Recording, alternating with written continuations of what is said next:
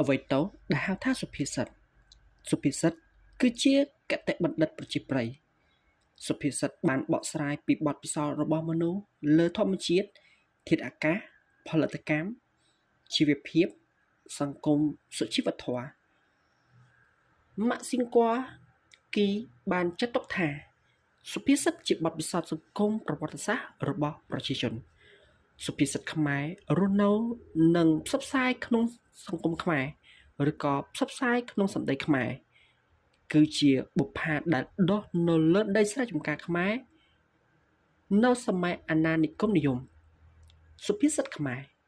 លោកបានរក្សាទុកនៅលក្ខណៈប្រពៃណីជាតិយ៉ាងច្បាស់លាស់ដូចជាសុភាសិតនានាលើសកលលោកដែរសុភាសិតខ្មែរភាគច្រើនចែកជាពីរផ្នែកដែលមានអក្សរបំណែកចែកដោយសង្វាក់បែបចំណាប់ចុងជួនផ្នែកទាំងពីរជាគូនឹងគ្នា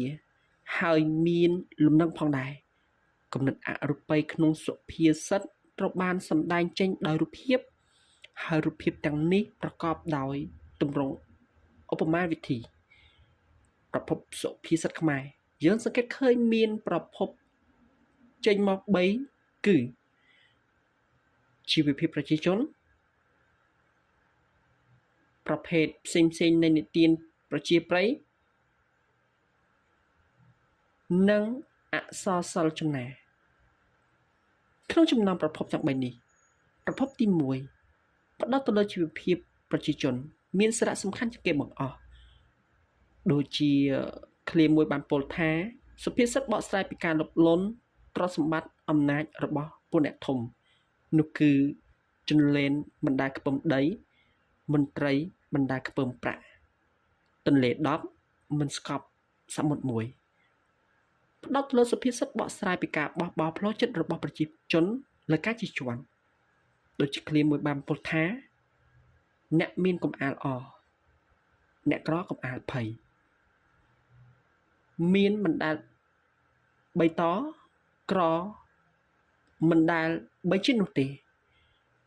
បើយើងផ្ដោតទៅលើសុភាសិតបកស្រាយអំពីសាមគ្គីភាពផ្ទៃក្នុងរវាងប្រជាជននិងការជិះជាន់ដូចជាឃ្លាមួយបានពោលថាអំពៅមួយបាច់កាច់មិនបាក់ឡើយសម្ដីញុះញង់នាំបងសាមគ្គីជាដើមតើតូនទៅនឹងសុភាសិតបកស្រាយពីការព្យាយាមអត់ធ្មត់នឹងការងារឧទាហរណ៍តក់ពេញបំពង់ឆុងរឡងខេតសំកំបំបោលក្រែងពំដល់ដោយប្រាថ្នាជាដើមឯទៅលើលក្ខណៈប្រជាជន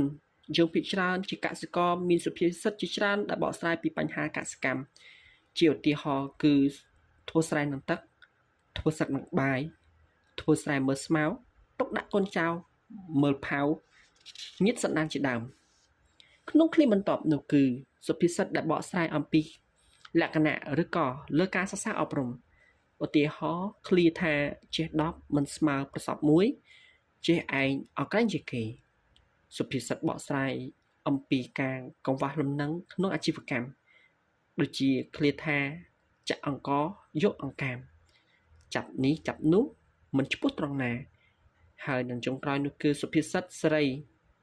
បកស្រាយសកម្មភាពផ្សេងៗនៅក្នុងសង្គមដូចជាសុភាសិតមួយបានពោលថាងប់លបែងតែងវិនិច្ឆ័យនិងគម្រោងមុខដឹងគុំទៅតឹងមុខសឹកអសោះបាទ